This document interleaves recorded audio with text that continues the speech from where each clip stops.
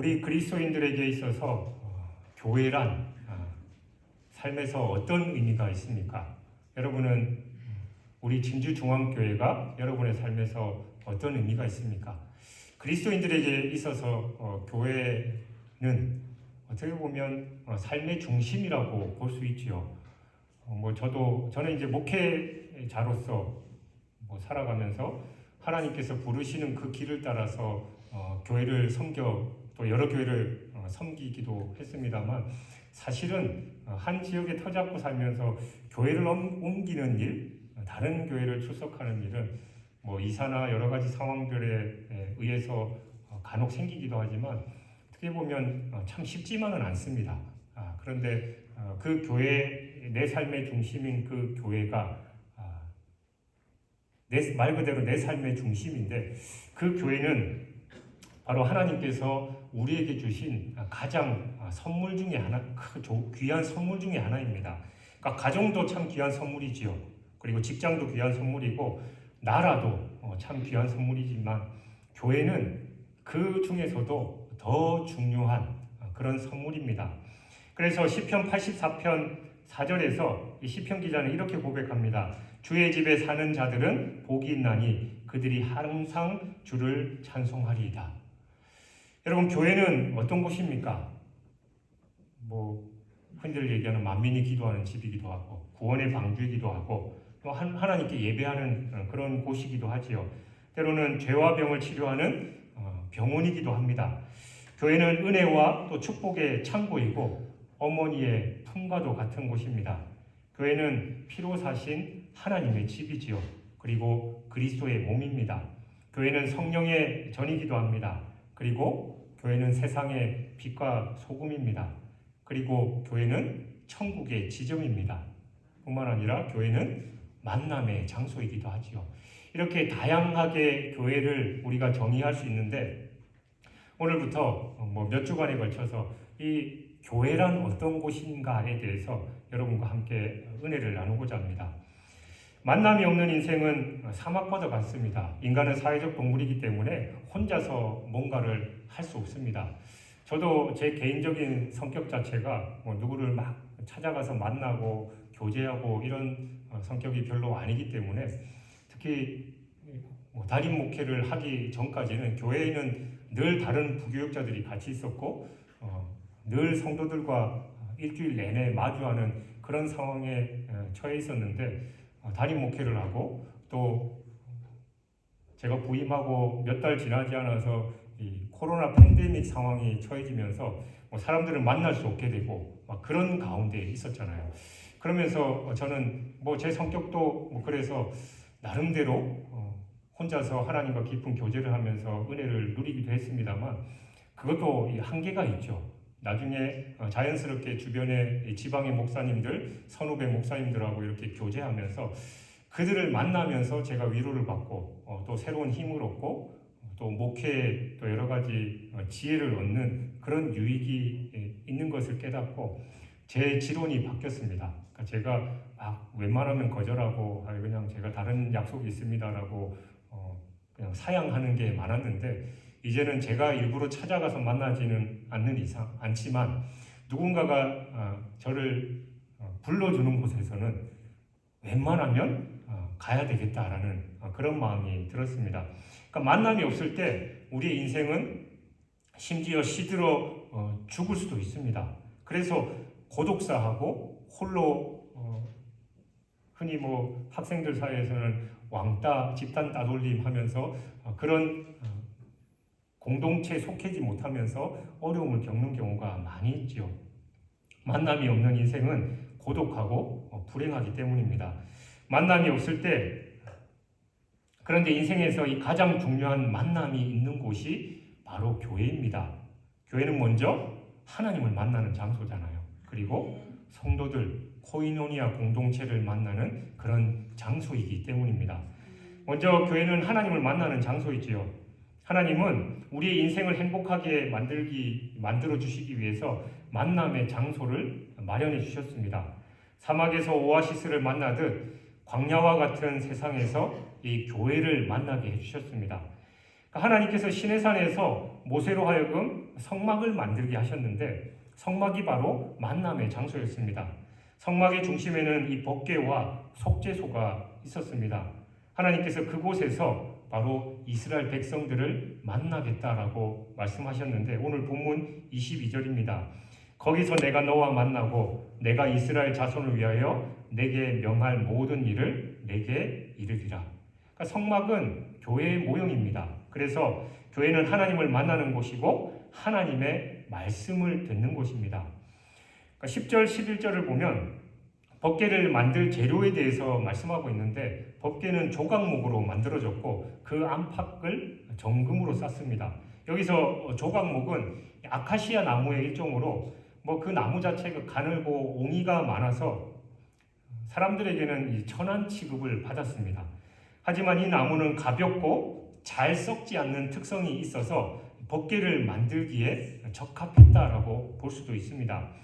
이러한 점에서 볼 때 이 조각목은 이 땅에 가장 비천한 모습으로 오셔서 십자가에서 죽음을 맛보셨지만 썩어짐이나 사망에 놓이지 않으셨던 바로 예수 그리스도의 인성을 상징한다라고 할 수 있습니다. 반면에 법궤 안팎을 둘러싸고 있는 정금은 매우 귀중하고 값진 것으로서 고귀하신 예수 그리스도의 신성을 상징한다라고 볼 수 있습니다. 이런 사실을 통해서 볼 때 우리는 결국 법궤가 이 말씀이 육신이 되신 예수 그리스도를 예표한다라는 걸 알 수 있지요. 구약 시대에 하나님께서 예수 그리스도를 예표하는 이 법궤를 통해서 이스라엘 백성들과 만나 교제하셨듯이 오늘날 하나님은 오직 법궤가 예표하는 실체이신 이 예수 그리스도를 통해서만 우리와 교제하십니다. 이런 의미에서 예수 그리스도는 우리가 하나님과 교제할 수 있는 유일한 문이고 통로가 되시는 겁니다. 그래서 예수님도 내가 곧 길이요 진리요 생명이니 나로 말미암지 않고는 아버지께로 올 자가 없느니라라고 분명하게 말씀하신 겁니다. 그러니까 우리와 하나님의 교제의 통로는 오직 예수 그리스도뿐입니다. 그래서 다른 종교에서 말하는 그런 그 중간에 자기가 메시아니 자기가 두 번째 예수니 재림 예수니 이런 건 다 거짓입니다. 오직 예수 그리스도 이 66권 성경에서 말씀하신 하나님의 아들이신 예수 그리스도 외에는 하나님께로 갈 자가 없다라는 걸 우리는 분명히 기억해야 됩니다. 그러므로 우리가 하나님과 생명의 교제를 나누기를 원한다면 바로 예수 그리스도를 내 마음의 중심의 구주로 모셔야 드려야 됩니다.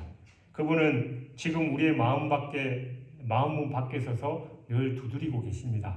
우리가 마음문을 열어야만 주님께서 우리에게 들어오셔서 우리와 함께 먹고 마시고 우리와 동행하시는 것이죠. 우리의 마음문을 활짝 여시길 주님의 이름으로 축원합니다. 그러면 예수 그리스도께서 우리에게 들어오시고 우리는 그로 말미암아 바로 하나님과 풍성한 교제를 나눌 수 있습니다.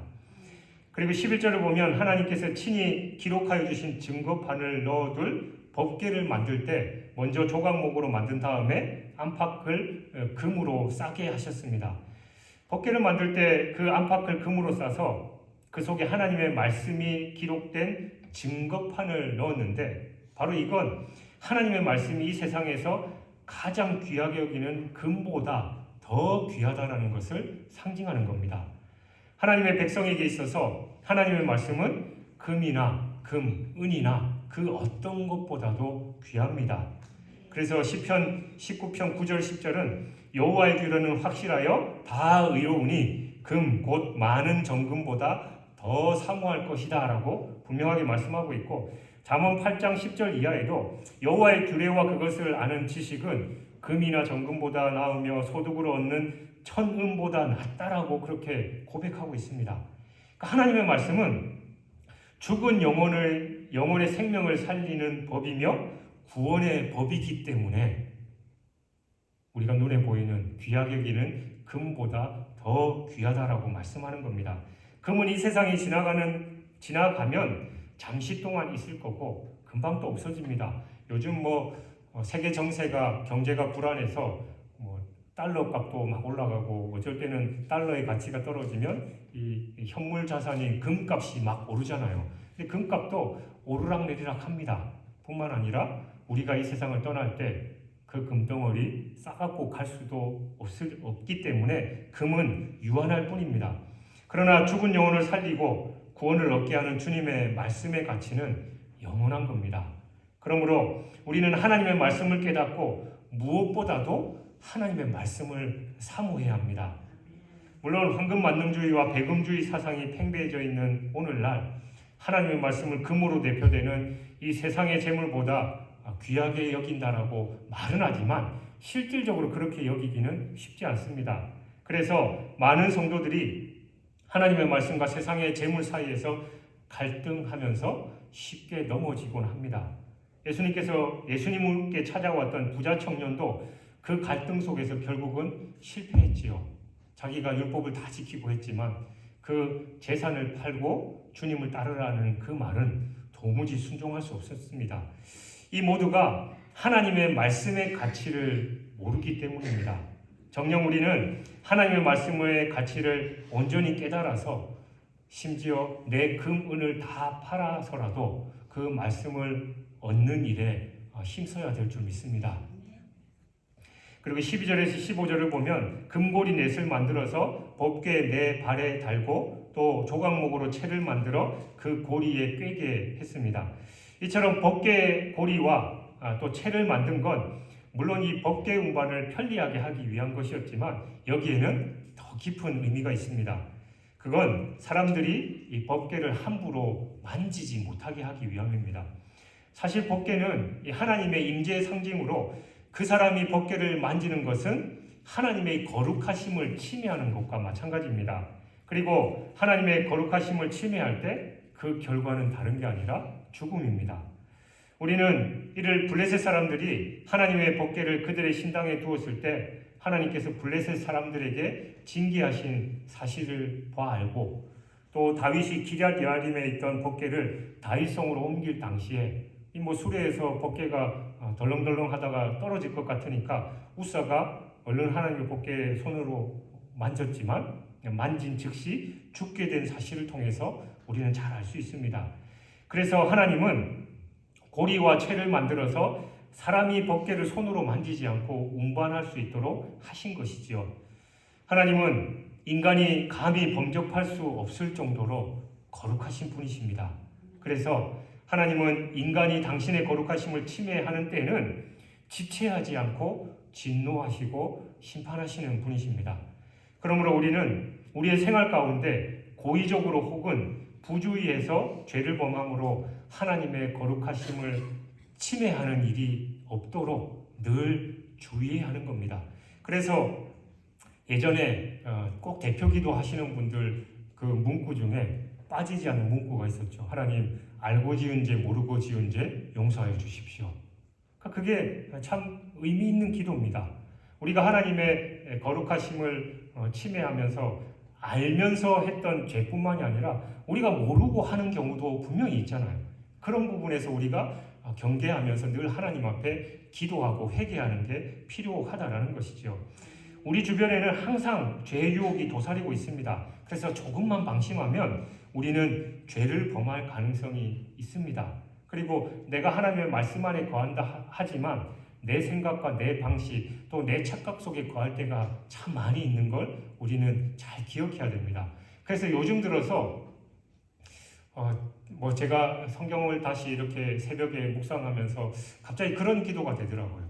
분명히 요즘 저희가 이제 창세기를 다시 읽고 있으니까 이삭이 하나님의 뜻대로 하지 않고 자기 생각대로 세겜에 머물다가 나중에 딸이 어려움을 당하고 또 가족들이 어려움을 당하는 걸 보면서 그러면서 자기는 성경에 기록되어 있지 않지만 우리가 흔히 아는 그 잘못 중에 하나가 지가 잘못해서 어려움을 겪으면서 남 탓하거나 하나님께 왜 나는 이런 어려움을 겪게 하십니까? 라고 넋두리 할 때가 있잖아요. 그러면서 제가 이제 그 장면을 보면서 하나님, 제가 하나님 앞에 늘 진실하도록 기도하는데 저야 완전한 사람이 아니니까 제가 부족하고 연약해서 자칫 실수하고 제가 잘못해놓고 그것 때문에 어려움을 당하는데 남 탓하고 하나님 왜 제게 이런 어려움을 당하게 합니까? 라고 그렇게 기도하고 있지는 않냐. 하나님 제 자신을 잘 돌아보게 하시고 성령께서 늘 바른 길로 인도해 주십시오라고 그런 기도가 되더라고요. 그러니까 우리는 늘 근신하고 깨어있고 욥이 어땠습니까? 자식들이 뭐 잔치나 이런 걸 하면 혹여나 하나님 앞에 죄를 범했을까봐 그들을 위해서 제사를 지내기만큼 욥은 그렇게 죄악에 대해서 알레르기 반응을 일으킬 정도로 경건을 위해서 힘썼던 사람입니다. 우리가 그 정도까지는 아닐지라도 매일매일 우리의 삶을 돌아보고 우리의 언행 심사를 돌아보면서 하나님 앞에 내려놓는 삶을 살아야 하나님의 은혜 안에 또 하나님의 뜻 안에 거할 수 있을 것입니다. 그리고 17절에서 21절은 속죄소에 관한 규례입니다. 속죄소는 정금으로 제작되었고 증거판이 들어있는 법궤 위에 얹게 돼 있었습니다. 이 사실은 우리에게 매우 큰 영적인 교훈을 주는데 우리는 여기서 먼저 속죄소가 순수하게 정금으로 만들어졌다라는 데 주목해야 됩니다. 속죄소는 다른 어떤 것이 섞일 수 없었고 오직 순금으로만 만들어져야만 했습니다. 그리고 레위기 16장 14절 15절에 보면 1년에 한 차례 속죄일에 대제사장이 그 속죄소 위에 희생의 피를 뿌려서 백성들의 죄를 사했던 것을 볼 수 있습니다. 결국 순금으로 만들어진 속죄소는 한 점의 죄도 없으셨으나 우리 죄를 위해서 대속의 피를 흘리신 예수 그리스도를 예표하는 것입니다. 다음으로 그 속죄소 법궤 위에 얹도록 되어 있는 그 속죄소를 이 법궤 위에 얹도록 되어 있는 그 사실을 주목해 볼 때 법궤는 하나님의 공의를 상징하는 십계명 두 돌판이 들어 있었죠. 그래서 법궤는 하나님의 임재를 상징하는 동시에 공의로우신 하나님 앞에서 하나님의 말씀을 성실하게 준행하지 못한 인간은 하나님의 저주의 심판을 받게 될 것이다 라는 것을 보여주기도 하는 겁니다. 그런데 그 위를 속죄소가 덮고 있다라고 합니다.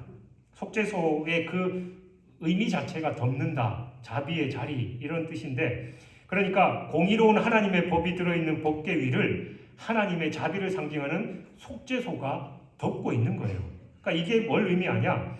인간이 하나님의 법을 지키지 못함으로 마땅히 저주와 심판을 받아야 할 형벌을 예수 그리스도께서 대속의 피를 흘려서 덮어주심을 그 주심으로 막아주신다라는 것을 예표하는 겁니다.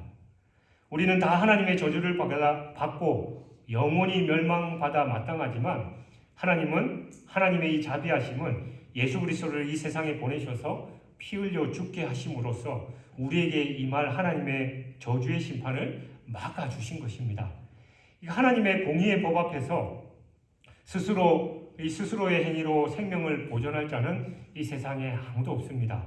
오직 하나님의 자비하심으로 말미암은 예수 그리스도의 속죄 피만이 우리의 생명을 보존하게 할 수 있습니다. 그러므로 누구든지 생명을 원한다면 바로 예수 그리스도께 나아가서 그 속죄의 피를 의지해야 하는 것이지요. 바로 그래서 하나님께서 내가 거기서 너와 만나겠다 하신 겁니다. 우리의 죄성 있는 모습 그대로 하나님을 만날 수 없기 때문에 그 속죄소 앞에 나아갈 때 예수 그리스도의 십자가의 은혜를 덧입은 상태에서 하나님을 만날 수 있는 것이지요. 그리고 17절에서 20절에 보면 정금으로 속죄소를 만들라라고 했는데 이 속죄소는 법궤를 덮고 있는 법궤 뚜껑을 가리키는 것으로서 하나님께서 강림하여 은혜를 베푸시는 자지라는 의미에서 시은자라고도 합니다. 그러니까 하나님께서는 성막에 임하실 때 법궤 위에 속죄소 위에 임하겠다라고 말씀하신 겁니다. 이러한 법궤 위의 속죄소는 하나님의 임재에 대한 상징을 의미하고 있는데 그건 하나님께서 자기 백성에게 임하실 때 말씀을 통해서 임하신다라는 것을 의미합니다. 그러니까 하나님께서 계시의 말씀을 통해서 인간들에게 찾아오시고 그 말씀으로 자신의 거룩하심과 영광을 증거하시며 자기에게 나오는 자들에게 은혜를 베푸시는 겁니다. 그러므로 이스라엘 백성은 하나님이 주신 계명을 잘 지킬 때는 하나님이 자신들 중에 거하심을 체험할 수 있었지만 하나님 말씀을 어기고 불순종할 때는 하나님이 떠나가시고 그들에게 저주가 임하는 것을 체험해야 했습니다. 이러한 사실은 오늘 우리 성도들에게도 마찬가지입니다. 하나님의 말씀을 통해서 우리는 하나님을 만나며 또 하나님의 음성을 들을 수 있습니다. 또한 그 말씀 속에서 하나님의 구속의 은혜를 발견하고 담대하게 하나님 앞에 나아갈 수 있는 겁니다. 그래서 종교개혁자 칼빈은 말씀이 가라는 곳에 가고 말씀이 서라는 곳에 선다라고 그렇게 말했습니다. 그런데 어떤 이들은 말씀은 무시하고 자신들이 직접 하나님의 음성을 들어야 한다라고 주장하는 자들도 있습니다. 물론 하나님께서 특별한 은혜로 우리에게 음성을 들려주실 수도 있습니다. 그리고 주변 상황들을 통해서 깨닫게 하실 경우도 있습니다. 그러나 그러한 개인적인 체험은 개인에게 베푸시는 은혜로서 모든 인류에게 베푸신 그 구원의 진리인 말씀과는 비교할 수 없습니다. 그래서 우리는 날마다 개인적으로 하나님의 말씀을 묵상함으로 하나님을 만나야 하고, 교회적으로 하나님의 말씀 선포를 통해서 하나님의 인도하심을 받아야 하는 겁니다. 말씀을 기록하는데 역사하신 하나님의 영은 우리가 그 말씀을 읽을 때 우리 가운데 임하셔서 놀라운 구원 역사를 이루어 가십니다. 그래서 성령은 말씀을 수레 삼아 역사하신다라고 말하는 거지요. 우리가 그 말씀을 지켜 행할 때 하나님께서 우리의 삶의 모든 영역에 임하셔서 동행하심으로 형통과 승리의 복을 베풀어 주시는 겁니다. 그러므로 우리는 언제나 하나님의 말씀 가운데 행함으로 내 삶 가운데 임재하셔서 역사하시는 그 하나님의 은혜를 체험해 가야 하는 겁니다. 그래서 교회에서는 늘 매일매일 말씀을 묵상하라고 강조하는 거예요. 그 말씀 속에서 하나님의 뜻이 나타나고 그 말씀을 통해서 성령께서 우리의 삶을 인도하시기 때문입니다. 그런데 그 말씀을 읽지도 않고 그 말씀을 듣지도 않으면서 하나님의 뜻대로 산다는 건 있을 수 없는 일이에요. 그리고 우리가 기도의 자리에서 때로는 깊은 그 기도의 자리에서 하나님의 뜻을 깨달았다 하더라도 이 66권 성경 말씀이 검증이 되어야 됩니다. 그 말씀 위에 그 우리의 환상과 또 우리의 꿈과 그 모든 것이 검증되어야지, 말씀과 배치되는 건 잘못하면 사탄의 역사일 수도 있다는 것을 우리가 기억하고 늘 말씀의 은혜를 구해야 하는 것이죠. 그러면 성령께서 말씀을 통해서 더 그 꿈과 비전과 환상을 확실하게 해주시는 겁니다. 그래서 기준이 말씀이 되어야 됩니다. 말씀과 기도는 늘 같이 가야지 따로 가면 안 돼요.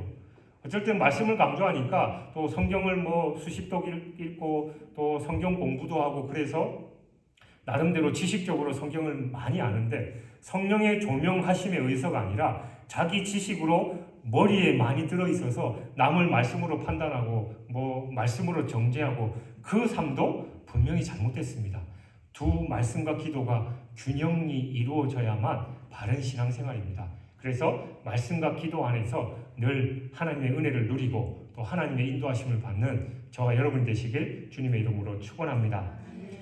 성막에서 하나님의 말씀을 보관할 하나님의 임재 자리인 법궤와 속죄소의 식양이 제일 먼저 계시된 사실은 우리 신앙의 중심이 뭐가 되어야 되는지 분명하게 가르쳐 주는 겁니다. 우리 신앙의 중심은 하나님과 그 말씀이어야 합니다. 이외에 다른 무엇이 우리 신앙의 중심이 된다면 그건 결코 바른 신앙이 아닙니다. 그렇다면 지금 여러분의 신앙을 한번 돌아보십시오. 우리 신앙은 과연 하나님과 그 말씀이 중심이 되고 있습니까? 내 생각과 내 방식이 중심이 되어 있지 않습니까? 아니면 인간관계, 물질이 하나님의 말씀보다 더 귀한 것으로 내 자리, 내 마음의 자리에 중심의 자리를 잡고 있지 않은지 우리 스스로를 돌아봐야 하는 것입니다. 야곱은 아버지와 형을 속이고 장자의 축복을 받은 후에 하란으로 도망쳤지요. 피난길에 오른 야곱이 어느 날 저녁에 돌베개를 하고 들에 누워서 잠을 자고 있었습니다. 꿈속에 사닥다리가 땅 위에 섰는데 그 꼭대기가 하늘에 닿았고 천사들이 오르락내리락 했습니다. 바로 그때 하나님께서 야곱에게 나타나셔서 이렇게 말씀합니다. 창세기 28장 13절 14절에 또 본즉 여호와께서 그 위에 서서 이르시되 나는 여호와니 너의 조부 하나님의 아브라함의 하나님이요 이삭의 하나님이라. 내가 누워 있는 땅을 내가 너와 내 자손에게 주리니 내 자손이 땅의 티끌같이 되어 내가 서쪽과 동쪽과 북쪽과 남쪽으로 퍼져갈지며 땅의 모든 족속이 너와 내 자손으로 말미암아 복을 받으리라. 그러니까 야곱이 잠에 깨어서 일어나 두려움과 기쁨에 찬 후에 17절에서 이렇게 말합니다. 두렵도다 이곳이여 이것은 다름 아닌 하나님의 집이요 이는 하늘의 문이로다. 그리고 그곳에 돌기둥을 세우고 하나님께 예배드리면서 그 이름을 베델이라라고 했습니다. 베델이란 하나님의 집, 그러니까 교회라는 의미입니다. 교회는 이처럼 하나님을 만나는 곳이고 하나님의 말씀을 듣는 곳입니다. 한나가 실로에 있는 성막에 올라가서 기도하다가 하나님을 만났고 그 아들 사무엘이 어릴 때 실로에 있는 성막에서 하나님을 섬기다가 하나님을 만났습니다. 성막은 교회의 모형입니다. 교회는 한나같이 속상한 사람이 하나님을 만나는 곳이고 사무엘 같은 어린 소년이 하나님을 만나는 곳입니다. 그리고 하나님의 음성을 듣는 곳입니다. 하나님을 만나고 하나님의 음성을 들을 때 우리의 영혼육이 솟게 되고 행복한 사람이 되는 것입니다.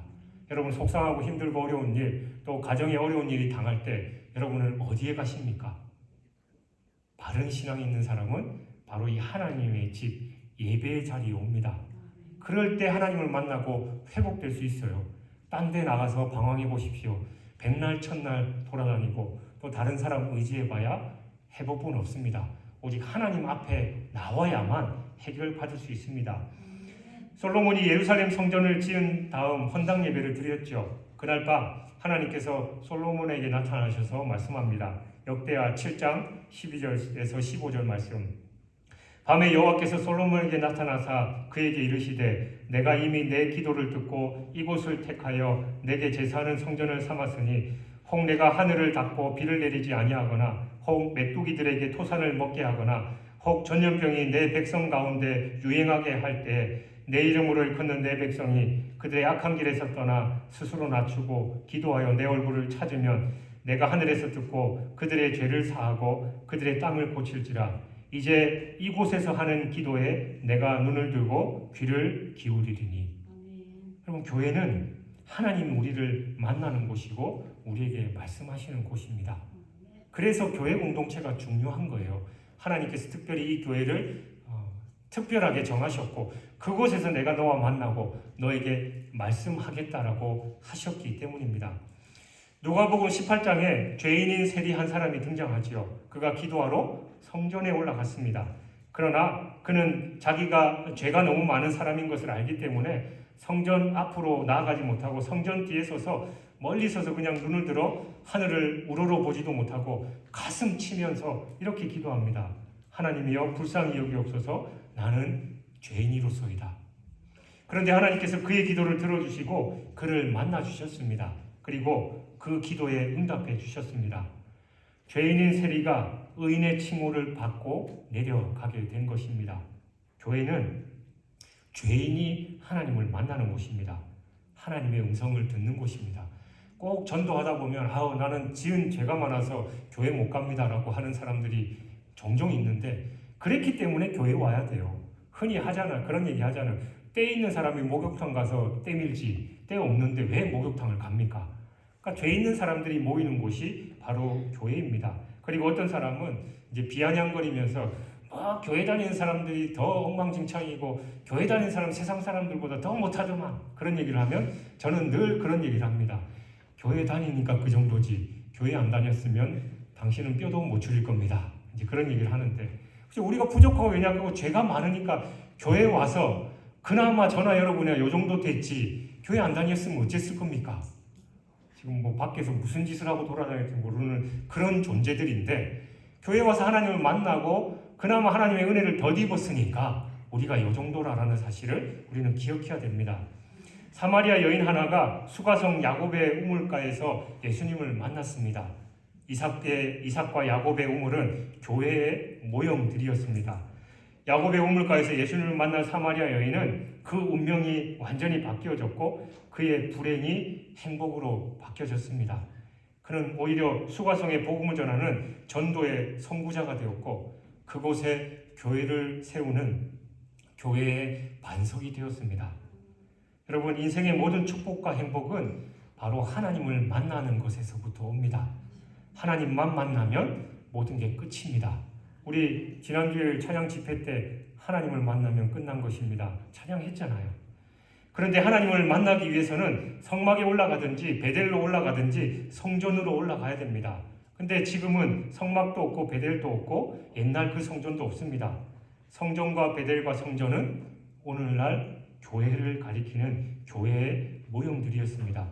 예수님이 오셔서 교회를 세운다라고 선언하셨잖아요.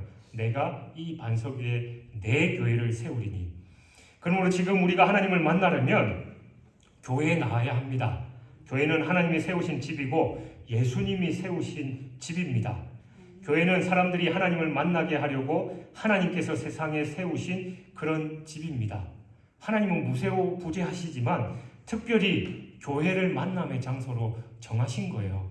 근데 코로나 때도 그렇고 그 이전에도 그렇고 지금도 여전히 가나안 성도, 안나가 성도 그들은 늘 주장하기로 꼭 교회 나가야만 하나님을 만날 수 있냐, 교회 가면 더 시험거리가 많고 그런 교회 다니느니 나는 차라리 나 혼자 하나님을 예배하고 하나님을 만나겠다. 아니 여러분, 그건 잘못된 겁니다. 하나님은 분명히 이곳에서 내가 너와 만나겠다라고 말씀하셨습니다. 물론 부족하고 연약하죠. 또 서로 충돌되고 힘들고 어려운 일들도 있을 때 있죠. 그러나 그 속에서 하나님께서 역사하시고 회복시켜 주시기 때문에 교회 안에 와야 되는 겁니다. 그리고 하나님께서는 바로 이 교회를 축복의 장소, 시은좌로 정하셨기 때문입니다. 여기서 하나님의 말씀이 흘러가고 하나님의 복이 흘러가는 거예요.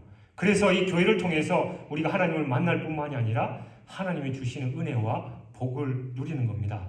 여러분, 한나처럼 사무엘처럼 교회에서 하나님을 만나는 축복을 받으시기 바랍니다. 시므온처럼 안나처럼 교회에서 하나님을 만나고 하나님의 복을 누리는 여러분이 되시기를 바랍니다. 두 번째 교회는 사람을 만나는 장소입니다. 사도행전 2장은 예루살렘 교회가 어떻게 시작됐고 또 어떻게 발전됐는지를 보여주고 있습니다. 예루살렘 교회는 120명의 사람들이 함께 만나서 기도하는 가운데 시작됐습니다.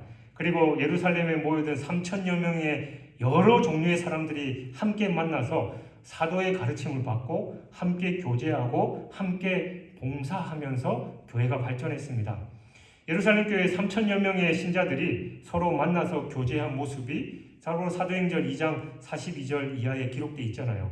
그들이 사도의 가르침을 받아 서로 교제하며 떡을 떼며 오로지 기도하기를 힘쓰니라. 사람마다 두려워하는데 사도들로 말미암아 기사와 표적이 많이 나타나니 믿는 사람이 다 함께 있어 모든 물건을 서로 통용하고 또 재산과 소유를 팔아 각 사람의 필요를 따라 나눠주며 날마다 마음을 같이하여 성전에 모이기를 힘쓰고 집에서 떡을 떼며 기쁨과 순전한 마음으로 음식을 먹고. 여기 묘사된 예루살렘 교회의 특징은 사람들이 서로 만나서 함께 기도하고 함께 교제하면서 함께 봉사하는 것이었습니다. 고넬료의 집에서 시작한 가이사랴 교회도 여러 종류의 사람들이 함께 만나서 베드로의 설교를 듣는 가운데 시작됐습니다. 안디옥에서 시작된 안디옥 교회도 유대인과 헬라인과 흑인과 백인들이 함께 모여서 금식하며 기도하는 가운데 발전했습니다. 교회는 여러 종류의 사람들이 함께 만나는 곳입니다. 교회에는 인종과 계급의 차별이 있을 수 없습니다. 특정한 사람들만 모이고 끼리끼리 모이는 그런 집단이 아닙니다. 그런 교회는 좋은 교회가 될 수 없습니다. 기존 신자들이 텃세를 부려서 새 신자들이 발을 붙이지 못한다면 그 교회 역시 좋은 교회가 아닙니다. 진주중앙교회는 어떤 교회입니까? 우리 교회는 누구나 올 수 있는 교회입니다.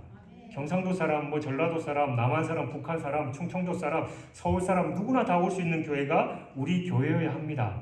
가난한 사람, 부자, 기존의 신자들, 또 상처받은 사람, 또 세상에서 잘 나가는 사람, 새 신자들도 누구나 기쁘게 올 수 있는 그런 교회여야 합니다. 사도 바울은 고린도전서 12장 13절에서 참 교회의 특징을 이렇게 표현합니다. 우리가 유대인이나 헬라인이나 종이나 자유인이나 다 한 성령으로 세례를 받아 한 몸이 되었고 또 한 성령을 마시게 하셨느니라. 또 갈라디아서 3장 28절은 너희는 유대인이나 헬라인이나 종이나 자유인이나 남자나 여자나 다 그리스도 예수 안에서 하나이니라 라고 말씀합니다. 교회는 여러 종류의 사람들이 함께 만나는 곳입니다. 여러 종류의 사람들이 함께 만나서 주님께 예배드리면서 서로 교제하고 봉사하는 곳이 바로 교회입니다. 내 마음에 맞는 사람만 만나는 게 교회가 아니에요. 나랑 스타일이 다르고 나랑 환경이 다르고 지식 수준이 다르다 할지라도 함께 모여서 교제하고 또 기도하며 봉사하는 곳이 바로 교회 공동체입니다. 사람들이 함께 만날 때 삶의 의미와 기쁨을 누립니다. 그곳에 바로 하나님의 축복이 임합니다. 그곳에서 하나님의 뜻이 이루어지고 하나님의 나라가 이루어집니다. 지금 한국교회 안에는 예배와 봉사에 참여하는 성도들보다 예배와 봉사를 구경하는 방관자들이 훨씬 많습니다. 큰 교회 다니면서 예배를 구경하는 방관자들이 너무 많습니다. 인사도 없이 교제도 없이 그냥 그렇게 교회에 왔다 갔다 하는 것이지요. 이것은 자신에게나 교회에게나 불행한 일입니다. 성도들과 만남이 있을 때 신앙이 발전이 있는 것이고 신앙생활의 기쁨과 감격이 생기는 겁니다. 그리고 교회도 같이 발전하는 것이죠. 여러분, 만남은 훈련입니다. 좋은 사람만 만날 수 없습니다. 훈련이기 때문에 우리가 조금씩 실천해야 됩니다. 그러면 그 만남이 기쁨이 되고 또 즐겁게 되는 것이죠. 사랑하는 여러분, 이처럼 교회는 만남의 장소입니다. 교회는 사막의 오아시스와 같습니다. 교회는 하나님을 만나고 사람들을 만나서 기쁨과 행복을 누리는 곳입니다. 만남이 충만한 교회가 좋은 교회입니다. 하나님과의 만남이 충만하고 사람들과의 만남이 충만한 교회가 살아있는 교회입니다. 하나님과의 만남이 충만하면 모든 성도들이 하나님을 사모하면서 기도에 힘써야 됩니다.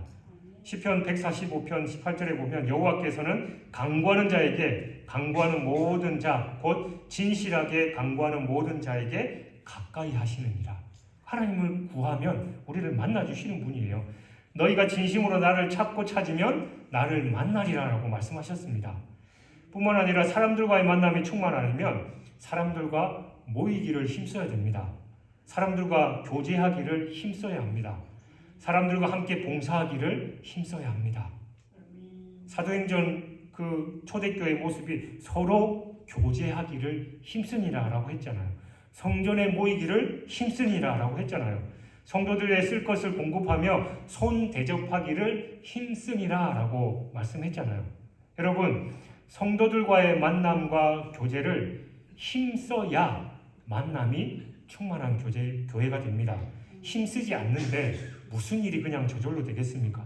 다른 사람이 나한테 먼저 다가와서 인사해 주기를 바라면 그 일은 이루어지지 않습니다.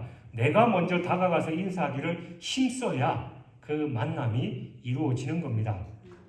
사람들과의 교제의 폭을 넓히고 깊이 할 때 사람은 비로소 참 행복을 느낄 수 있습니다. 하나님의 교회를 중심으로 사람들과의 교제와 봉사의 폭을 넓혀가면 행복해지는 겁니다. 교회는 만남의 장소입니다. 만남이 없는 교회는 교회가 아니고 만남이 없는 성도는 성도가 아닙니다. 성도는 이 세상에서 개인적으로 존재할 수 없습니다. 그래서 에베소서 2장 21절 22절에 이렇게 말씀합니다. 그 안에서 건물마다 서로 연결하여 주 안에서 성전이 되어가고 너희도 성령 안에서 하나님이 거하실 처소가 되기 위하여 그리스도 안에서 함께 지어져 가느니라. 교회는 우리 성도 하나하나가 한 명 한 명이 서로 붙어서 그리고 주님과 붙어서 만들어가는 존재다라는 그런 말씀입니다. 여러분, 이 진주중앙교회 공동체에서 하나님을 제대로 만나고 또 하나님의 은혜를 누리며 하나님의 말씀을 통해서 복을 누릴 뿐만이 아니라 성도들 간의 관계, 교제를 힘쓰므로 말미암아 만남이 충만한 우리 진주중앙교회 공동체가 되시길 주님의 이름으로 축원합니다.